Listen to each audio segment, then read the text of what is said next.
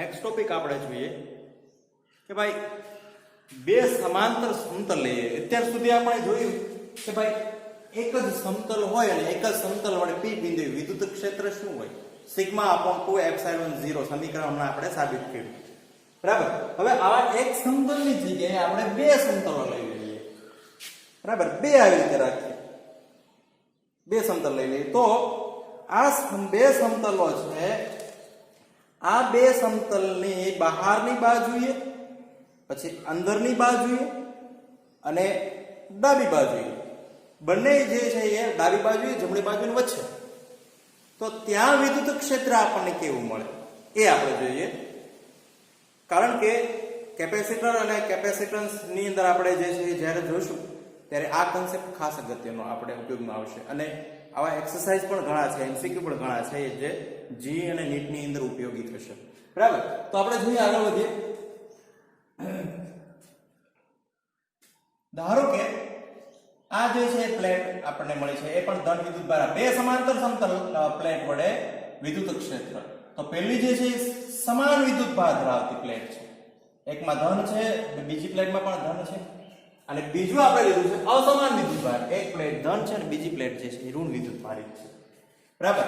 અહીંયા નામ આપી શકીએ આપણે પ્લેટ 1, પ્લેટ 1 અને આને નામ આપી દઈએ પ્લેટ 2. જોઈએ તો આ ધન વિદ્યુત આ પ્લેટ વડે જે છે વિદ્યુત ક્ષેત્ર બહાર આવતી દિશામાં હશે. બરાબર. તો આ જે છે બહાર આવતી દિશામાં વિદ્યુત ક્ષેત્ર થયું. બરાબર. આપણે જે છે પહેલા ક્યાં મેળવીએ? આ પ્લેટ 1 ની ડાબી બાજુ, અને પછી જે છે આપણે મેળવશું પ્લેટની અંદર, અને પછી મેળવશું પ્લેટ 2 ની જમણી બાજુ. બરાબર. તો પ્રથમ આપણે મેળવીએ પ્લેટ 1 ની ડાબી બાજુ વિદ્યુત ક્ષેત્ર. બરાબર. હવે જો, કારણ કે બે પ્લેટ છે તો બીજી પ્લેટની પણ વિદ્યુત ક્ષેત્ર રેખાઓ કઈ બાજુ હશે? આ બાજુ હશે. બરાબર. અહીંથી હું લઈ લઉં, આમની વિદ્યુત ક્ષેત્ર રેખા લઈ લઉં તો આ બાજુ છે. તો આમનું વિદ્યુત ક્ષેત્ર આ પ્લેટ વડે મળતું વિદ્યુત ક્ષેત્ર શું હોય? E is equal to, હમણાં આપણે સમીકરણ સાબિત કર્યું, સિગ્મા અપોન 2 એપ્સિલોન 0. પરંતુ ડાબી બાજુ વિદ્યુત ક્ષેત્ર છે એટલે આપણે લખશું અહીંયા માઈનસ. હવે એક વસ્તુ એ ધ્યાન રાખવાનું, જો વિદ્યુત ક્ષેત્ર રેખાઓ ડાબી બાજુ જતી હોય તો આપણે માઈનસ લેશું, અને જમણી બાજુ આવતી હોય તો પ્લસ લેશું. બરાબર છે. તો અહીંયા આપણે જે છે એ બંને વિદ્યુત ક્ષેત્ર રેખાઓ, પ્લેટ 1 ની વિદ્યુત ક્ષેત્ર, આ બાજુ વિદ્યુત ક્ષેત્ર શું મળશે? કારણ કે જો અહીંયા મેં લખ્યું છે ડાબી બાજુ વિદ્યુત ક્ષેત્ર, એટલે મારે ફક્ત ને ફક્ત આ વિભાગ જ જોવાનો છે. કોના વડે? પ્લેટ 1 અને 2 વડે ઉદ્ભવતી અસર. બરાબર. તો આમનું વિદ્યુત ક્ષેત્ર મને મળી ગયું. એવી જ રીતે પ્લેટ 2 નું વિદ્યુત ક્ષેત્ર શું હશે? E is equal to sigma upon અથવા તો minus sigma upon 2 epsilon 0. Is it clear? બીજું, હા, એક મારે તમને કહેવાનું રહી ગયું, સોરી ફોર ધેટ. આમની વિદ્યુત ભાર ઘનતા સિગ્મા 1 છે ને આમની વિદ્યુત ભાર ઘનતા સિગ્મા 2 છે. તમારે અહીંયા લખવું પડે સિગ્મા 1 અને અહીંયા લખવું પડે સિગ્મા 2. બરાબર. તો હું અહીંયા એક વિદ્યુત ભાર જે છે વધારી દઉં, કારણ કે વિદ્યુત ભાર ઘનતા શું થાય? એકમ ક્ષેત્રફળની અંદર રહેલા વિદ્યુત ભારોની સંખ્યા. બરાબર. તો અહીંયા જે છે મને કઈક વિદ્યુત ભાર ઘનતા, જો બંને અહીંયા થોડાક જ વિદ્યુત ભાર છે, અહીંયા 5 વિદ્યુત ભાર છે, અહીંયા જે છે 7 વિદ્યુત ભારો છે. બરાબર. તો અહીંયા જે છે વિદ્યુત ભાર ઘનતા એટલે મેં સિગ્મા 2 લખી ને અહીંયા સિગ્મા 1 લખ્યું. હવે શું કરીએ? ડાબી બાજુએ કુલ વિદ્યુત ક્ષેત્ર મેળવવું છે. તો શું કરવું પડે? બંનેનો સરવાળો કરવો પડે. બરાબર. તેથી કુલ વિદ્યુત ક્ષેત્ર E, અહીંયા પ્લેટ 1 વડે મળે એટલે E1 નામ આપી દો, અહીંયા પ્લેટ 2 વડે એટલે E2 નામ આપી દો. Is it clear? ઓકે. કુલ વિદ્યુત ક્ષેત્ર E is equal શું થાય? E1 plus E2. કિંમત મૂકો જોઈએ. E1 ની શું છે? Minus sigma 1 upon 2 epsilon 0. E2 ની કિંમત શું છે? Minus sigma 2 upon 2 epsilon 0. Minus એ કોમન કાઢો અને 2 એપ્સિલોન 0 કોમન કાઢો એટલે વિદ્યુત ક્ષેત્ર મને મળશે માઈનસ 1 upon 2 epsilon naught કૌંસમાં સિગ્મા 1 પ્લસ સિગ્મા 2. તો મને ટોટલ વિદ્યુત ક્ષેત્ર શું મળે? આવું મળે. ક્યારે? કે જ્યારે વિદ્યુત ભાર ઘનતાઓ જુદી જુદી હોય બંનેની. પરંતુ જે કેસ લઈએ કે ભાઈ sigma 1 is equal to sigma 2 is equal to sigma હોય તો, અથવા તો બંને પર રહેલી વિદ્યુત ભાર ઘનતા સરખી હોય તો અહીંયા 5 વિદ્યુત ભારો છે, અહીંયા 5 વિદ્યુત ભારો જ હોય તો શું થશે? અહીંયા સિગ્મા 1 અહીંયા sigma 1 is equal to sigma 2 is equal to sigma મૂકી શકાય ને. તો અહીંયા શું થાય? Sigma 1 is equal to sigma plus sigma 2 is equal to sigma, એટલે 2 સિગ્મા થયું. તેથી શું થાય? E is equal to minus 1/2 epsilon not into 2 sigma. 2 જતા રહ્યા એટલે શું મળે? E is equal to minus sigma upon epsilon not. બરાબર કે નહીં? Is it clear? આ ક્યારે મેળવ્યું? કે જ્યારે બંને જે છે વિદ્યુત ભાર ઘનતા સરખી હોય ત્યારે. બરાબર છે? આ તો જે છે આપણે ડાબી બાજુ મળ્યું છે. એવી જ રીતે જે છે આપણે ક્યાં મેળવીએ? વચ્ચે બંને પ્લેટની વચ્ચે વિદ્યુત ક્ષેત્ર મેળવીએ. બરાબર? હું આ પૂછી નાખું. આ કેસ આપણે ફરીવાર લેશું. આ કેસ આપણે હું આ સુધારીશ અને ફરીવાર લઈશું. ઓકે, અંદરની બાજુ વિદ્યુત ક્ષેત્ર કેવું હોય? તો આ વિદ્યુતભાર વડે વિદ્યુત ક્ષેત્ર આ બાજુ દિશામાં હશે અને આ વિદ્યુતભાર વડે વિદ્યુત ક્ષેત્ર આ બાજુ હશે. હશે ને? અહીંયા લખી શકાય પ્લેટની વચ્ચે બંને પ્લેટની વચ્ચે ઉલ્લેખ કરવો પડે પ્લેટની વચ્ચે એટલે બંને પ્લેટની વચ્ચે કુલ વિદ્યુત ક્ષેત્ર. બરાબર? તો બંને પ્લેટની વચ્ચે કુલ વિદ્યુત ક્ષેત્ર, આનું માર્કર બદલી નાખું. તો આ પ્લેટ વડે મળતું વિદ્યુત ક્ષેત્ર શું છે? હવે જો વિદ્યુત ક્ષેત્ર રેખાઓ કઈ બાજુ છે? જમણી બાજુ જાય તો શું છે? E1 is equal to sigma upon 2 epsilon 0. અને આ પ્લેટ 2 ની વડે મળતું વિદ્યુત ક્ષેત્ર કઈ બાજુ છે? ડાબી બાજુ જાય ને, એટલે E2 is equal to minus sigma 2 upon epsilon 0. Right side અને લેફ્ટ સાઈડ બંને આપણે જે છે જોવાની છે. લેફ્ટ સાઈડ જાય તો માઈનસ ને રાઈટ સાઈડ જાય જમણી બાજુ જાય તો પોઝિટિવ. બરાબર? તેથી કુલ વિદ્યુત ક્ષેત્ર બંને પ્લેટની વચ્ચે E is equal to થાય E1 plus E2. E1 શું છે? Sigma upon 2 epsilon 0. પણ અહીંયા મારે જે છે એ 1 અને 2 વડે દર્શાવવું પડે કારણ કે બંનેની વિદ્યુતભાર ઘનતા જુદી જુદી છે. Plus minus sigma 2 upon 2 epsilon 0. કાઢી નાખો common. 2 upon epsilon 0 1 upon 2 epsilon 0 શું વધે? Sigma 1 minus sigma 2. તો મને કુલ વિદ્યુત ક્ષેત્ર આવું કંઈક મળે. પરંતુ જે કેસ લઈએ આપણે કે ભાઈ sigma 1 is equal to sigma 2 is equal to sigma હોય તો શું થાય? Sigma 1 is equal to sigma 2 is equal to sigma. તેથી E is equal to 1 upon 2 epsilon 0 sigma minus sigma 0 એટલે વિદ્યુત ક્ષેત્ર શું મળે? 0. એટલે કે પ્લેટની વચ્ચે જ્યારે ક્યારે કે બે સમાન વિદ્યુત ભારો ધરાવતી પ્લેટ હોય તો બંને પ્લેટની વચ્ચે વિદ્યુત ક્ષેત્ર કેવું છે? 0. બરાબર? હવે કઈ બાજુ રહી?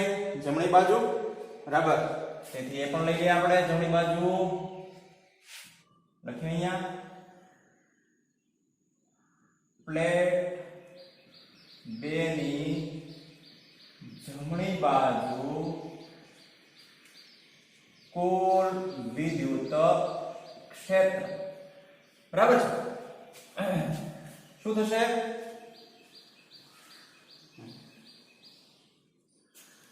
હવે આ જે વિદ્યુત ભાર છે એનું વિદ્યુત ક્ષેત્ર રેડ લીધું રેડ જ લો. એમનું વિદ્યુત ક્ષેત્ર જે છે એ બહાર જતી દિશામાં હશે. એમનું વિદ્યુત ક્ષેત્ર જે છે એ આ બાજુ છે, જમણી બાજુ. અને આ જે વિદ્યુત ભારો છે એમનું પણ આ બાજુ આવશે ને, બહાર જતી દિશામાં. આ પ્લેટ માટે વિદ્યુત ક્ષેત્ર મેં હંમેશા બ્લુ પેન લીધી છે તો બ્લુ પેન યુઝ કરું. બરાબર? તો પ્લેટ 2 નું વિદ્યુત ક્ષેત્ર રેખાઓ કઈ બાજુ જાય છે? જમણી બાજુ જાય છે.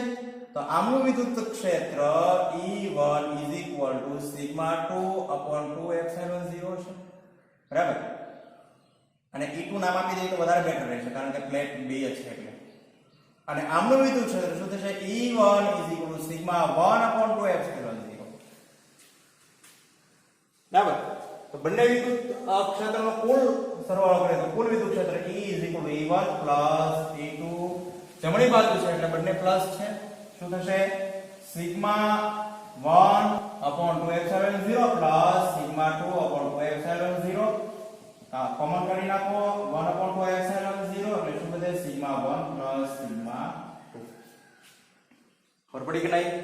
પરંતુ સમ કે છે પરંતુ σ1 σ2 σ લઈએ તો કુલ વિદ્યુત ક્ષેત્ર આપણને મળશે 1/2ε0 into 2ε0, સોરી 2 જતા રહેશે. તેથી શું મળે? વિદ્યુત ક્ષેત્ર E σ/ε0,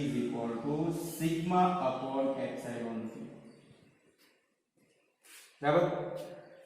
હવે જો સમીકરણ 1, સમીકરણ 2 અને સમીકરણ 3, આમાં ખાસ અગત્યનું આપણી પાસે આ વિદ્યુત ક્ષેત્ર E 0 વાળું છે.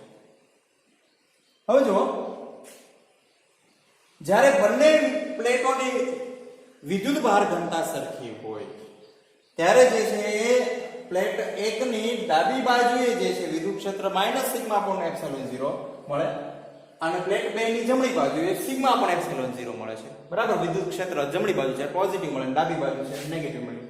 અને વચ્ચે એટલે બંને પ્લેટની વચ્ચે જે છે એ બંને વિદ્યુત ક્ષેત્ર રેખાઓ એકબીજાની અસર નાબૂદ કરે છે, સામાસામી છે, બરાબર. એટલે શું મળશે આપણને? પ્લેટની વચ્ચે જે છે વિદ્યુત ક્ષેત્ર 0 મળે છે, બરાબર. ક્યારે? સમ કન્ડિશન કે ભાઈ σ1 σ2 σ કે બંનેની પૃષ્ઠ ઘનતા સરખી હશે તો અને તો જ, બરાબર. નહીં તો સમીકરણ છે આપણી પાસે, બરાબર. હવે આ જ કોન્સેપ્ટનો ઉપયોગ કરી અને આપણે પ્લેટ બદલાવી નાખી. કઈ પ્લેટ લઈએ? એક પોઝિટિવ પ્લેટ લઈએ અને એક નેગેટિવ પ્લેટ લઈએ. ત્યારે આપણને જે વિદ્યુત ક્ષેત્ર શું મળે એ જોઈએ. ઓકે, સેમ પ્રોસીજર ફરી વખત. આ પ્લેટ 1 છે, અહીંયા 1 છે, અહીંયા 2 છે. આમની પૃષ્ઠ ઘનતા σ1 છે, આમની પૃષ્ઠ ઘનતા σ2 છે. હવે અહીંયા જે છે મેં તમને જસ્ટ આપણે બંને વચ્ચેની જ્યારે કમ્પેરિઝન કરવાની થશે ત્યારે ખૂબ ઉપયોગી થશે એટલા માટે મેં અહીંયા આપણી સમાન વિદ્યુતભાર ધરાવતી પ્લેટ હતી એના માટેનું જે છે અલગથી લખી નાખ્યું છે. હવે આ જે છે આપણી માટે કેવું છે? અસમાન વિદ્યુતભાર હોય ત્યારે, બરાબર છે. આગળ વધીએ. પ્લેટ 1 ની ડાબી બાજુ કુલ વિદ્યુત ક્ષેત્ર, લેફ્ટ હેન્ડ સાઈડ આ બાજુ લઈએ કુલ વિદ્યુત ક્ષેત્ર. તો અહીંયા ધન વિદ્યુત ભાર છે તો ધન વિદ્યુત ભારનું વિદ્યુત ક્ષેત્ર કઈ બાજુ છે? બહાર આવતી દિશામાં હશે, આ બાજુ. અને અહીંયા જે છે ઋણ વિદ્યુત ભાર છે, ઋણ વિદ્યુત ભારનું વિદ્યુત ક્ષેત્ર ક્યાં હશે? અંદર જતી દિશામાં હશે. હું અમને આના વડે જે છે અંદર જતી દિશામાં દર્શાવી દઉં, બરાબર. આ બાજુ, બરાબર છે. કારણ કે મારે ડાબી બાજુ જ લેવાનું છે તો આ બંને વિદ્યુત ક્ષેત્ર એટલે આમની વિદ્યુત ક્ષેત્રને લંબાવીને બહાર દર્શાવી દઉં. તો આના વડે મળતું વિદ્યુત ક્ષેત્ર E1 σ/2ε0 પણ કઈ બાજુ આવે છે? ડાબી બાજુ આવે છે એટલે કેવું છે? માઈનસ. અને આના વડે પ્લેટ 2 વડે મળતું વિદ્યુત ક્ષેત્ર કઈ બાજુ છે? જમણી બાજુ. તેથી શું છે? E2 પોઝિટિવ σ/2ε0, બરાબર. પરંતુ અહીંયા લખવું પડશે σ2 અને અહીંયા લખવું પડશે σ1. ટોટલ વિદ્યુત ક્ષેત્ર મેળવીએ E E1 E2 બંનેનો સરવાળો કરીએ માઈનસ પ્લસ પહેલા લઈ લઉં હું σ2/2ε0 માઈનસ σ1/2ε0. Is it clear? પરંતુ જ્યારે કન્ડિશન આપણી પાસે અથવા તો આને 1/2ε0 કોમન કાઢી નાખો તેથી શું મળે? 1/2ε0 σ2 માઈનસ σ1. હજી માઈનસ કોમન કાઢો તો σ1 માઈનસ σ2 થઈ જાય ને અહીંયા જે છે એ માઈનસ થઈ જશે. આપણે એવી રીતે લઈ લઈએ σ1 માઈનસ σ2 કારણ કે બધી જ કન્ડિશનની અંદર σ1 ના અને σ2 ના સંદર્ભમાં લીધું છે, ઇફ જ્યારે શું થશે સિગ્મા 1 સિગ્મા 2 સિગ્મા હોય એટલે કે અહીંયા સિગ્મા 1 સિગ્મા 2 સિગ્મા મૂકી દો સિગ્મા 1 સિગ્મા મૂકી દો ત્યારે વિદ્યુત ક્ષેત્ર શું મળે E 0 બહારની બાજુ વિદ્યુત ક્ષેત્ર કેવું છે શૂન્ય ક્યારે કે જ્યારે બંને પ્લેટ જે છે એ અલગ અલગ વિદ્યુત ભાર ધરાવતી હશે ત્યારે બરાબર નેક્સ્ટ આગળ વધીએ પ્લેટની વચ્ચે વિદ્યુત ક્ષેત્ર બંને પ્લેટની વચ્ચે વિદ્યુત ક્ષેત્ર શું થાય છે જે આપણે આ વિદ્યુત ભાર છે એનું વિદ્યુત ક્ષેત્ર કઈ બાજુ હશે જમણી બાજુ દિશામાં અને આ નેગેટિવ વિદ્યુત ભાર છે એમનું પણ વિદ્યુત ક્ષેત્ર કઈ બાજુ છે આ લઈ લો એમનું પણ જે છે એ જમણી બાજુ દિશામાં બરાબર છે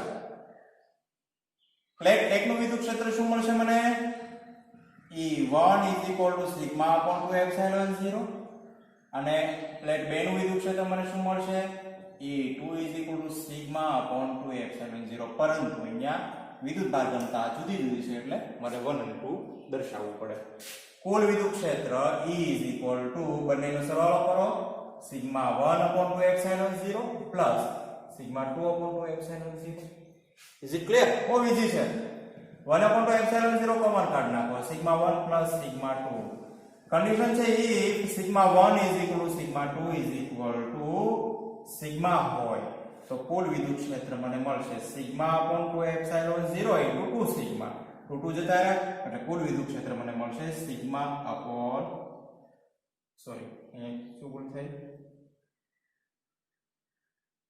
અહીંયા સિગ્મા ની 1 આવશે σ/ε0 તો અહીંયા જે છે મને કઈ વિદ્યુત ક્ષેત્ર મળે છે ક્યાં બંને પ્લેટની વચ્ચે કારણ કે બંને પ્લેટની વચ્ચે જે છે વિદ્યુત ક્ષેત્ર રેખાઓ એક સમાંતર છે બંને ધન અને ઋણ વિદ્યુત ભારોની ધન અને ઋણ વિદ્યુત ભાર ધરાવતી પ્લેટના વિદ્યુત ક્ષેત્ર રેખાઓ સમાંતર છે એટલે કંઈક આ બંને પ્લેટની વચ્ચે વિદ્યુત ક્ષેત્ર મળશે બરાબર તો બંને પ્લેટની વચ્ચે વિદ્યુત ક્ષેત્ર જો આવે તે ધન વિદ્યુત ભાર છે ઋણ વિદ્યુત ભાર ધનમાંથી બહાર નીકળે એટલે ક્ષેત્ર રેખાઓ ક્યાં જાય ઋણ વિદ્યુત ભારની અંદર ધનમાંથી બહાર નીકળે ક્ષેત્ર રેખાઓ ક્યાં જાય ઋણ વિદ્યુત ભારની અંદર તો આવું કંઈક જે છે વિદ્યુત ક્ષેત્ર આમની બંને પ્લેટની વચ્ચે હશે બરાબર તો આ જે છે એક કેપેસિટરની રચના થઈ ગઈ આપણે જે પંખાની અંદર જે કેપેસિટર વાપરીએ છીએ ને તો એમની અંદર આવી પ્લેટ હોય તમે તોડશો તો કાગળ નીકળે છે એ જે છે એ પછી લેયર હોય છે કાગળ જો કે જે આપણે આગળ ભણશું ત્યારે હું એ વિશેષ જોશું પણ જસ્ટ તમને કહી દઉં કે આવી રચના જે છે એ કેપેસિટરની અંદર હોય છે અને વિદ્યુત ક્ષેત્રને લીધે આપણને જે છે વિદ્યુત સ્થિતિમાન મળે છે ઓકે આગળ જઈએ લાસ્ટ વન કન્ડિશન કઈ આવશે પ્લેટ 2 ની જમણી બાજુ કુલ વિદ્યુત ક્ષેત્ર શું થાય જોવો જઈ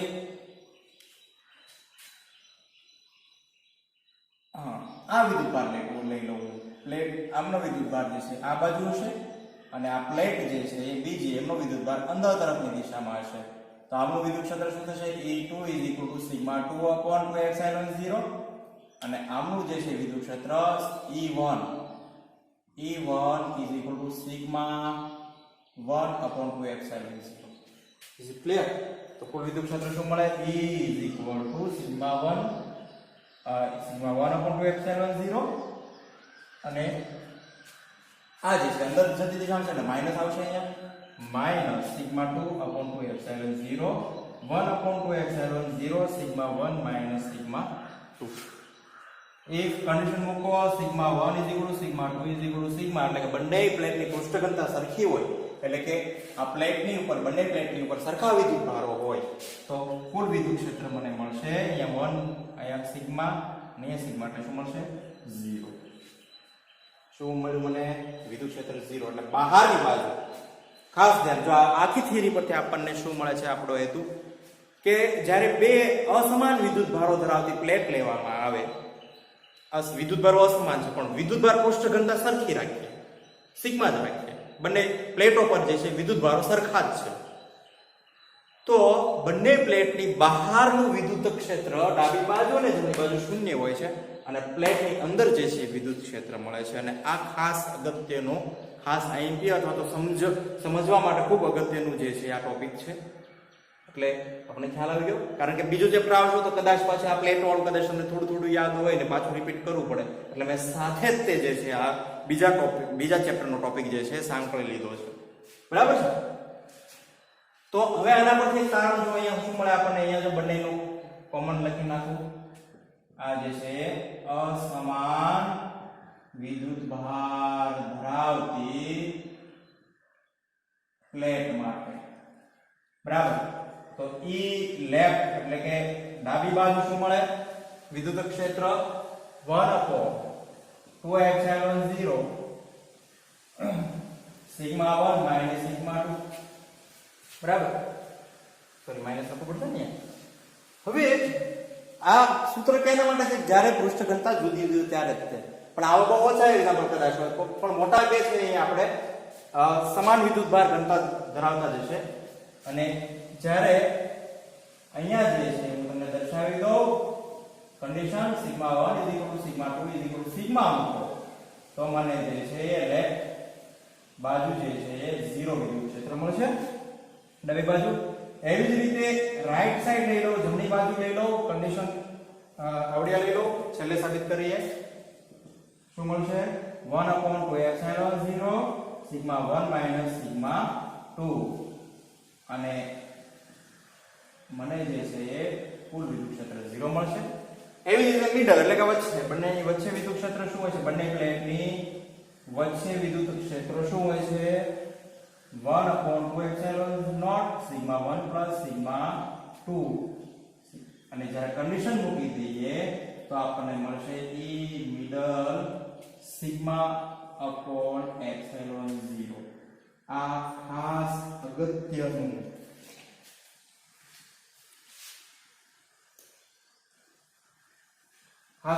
સમીકરણ આપણને મળ્યું. જો ઉપરની બાજુ જોઈએ જ્યારે સમાન વિદ્યુત ભાર ધરાવતી હોય ત્યારે જે છે આપણને વચ્ચે વિદ્યુત ક્ષેત્ર શું હતું 0. અસમાન વિદ્યુત ભાર ધરાવતી ત્યારે વચ્ચેનું વિદ્યુત ક્ષેત્ર શું હતું સિગ્મા અપોન 2 એપ્સિલોન 0. અને બીજું તે જ્યારે સિંગલ પ્લેટ હતી, એક જ પ્લેટ હતી, બરાબર, એટલે કે જ્યારે આ એક જ પ્લેટ હતી ત્યારે જે છે વિદ્યુત ક્ષેત્ર સિગ્મા અપોન 2 એપ્સિલોન 0. બે પ્લેટ થઈ તો બે પ્લેટનું પરિણામી વિદ્યુત ક્ષેત્ર શું મળે છે સિગ્મા અપોન એપ્સિલોન 0, બરાબર. એટલે 2 મલ્ટીપ્લિકેશન થઈ ગયા એમ પણ આપણે ધારીએ કે અને 2 મલ્ટીપ્લિકેશન થાય એટલે 2 જતા રહે એટલે આપણને ફક્ત એક 2 જતા એટલે સિગ્મા અપોન એપ્સિલોન 0 મળ્યું. Is it clear? તો ખાસ અગત્યનો જીનીટ માટે ઉપયોગી ટોપિક છે. Electric field due to two parallel charged sheets with equal and opposite charge densities plus sigma and minus sigma as shown in the figure. The magnitude of electric field on either side of a plane sheet of charge is E is equal to sigma by 2 epsilon naught and acts perpendicular to the sheet, directed outward if the charge is positive or inward if the charge is negative. When the point P1 is in between the sheets, the field due to two sheets will be equal in magnitude and in the same direction. The resultant field at P1 is E is equal to E1 plus E2, that is equal to sigma by 2 epsilon naught plus sigma by 2 epsilon naught is equal to sigma by epsilon naught towards the right. At a point P2 outside the sheets, the electric field will be equal in magnitude and opposite in direction. The resultant field at P2 is E is equal to E1 minus E2 is equal to sigma divided by 2 epsilon naught minus sigma divided by 2 epsilon naught is equal to 0.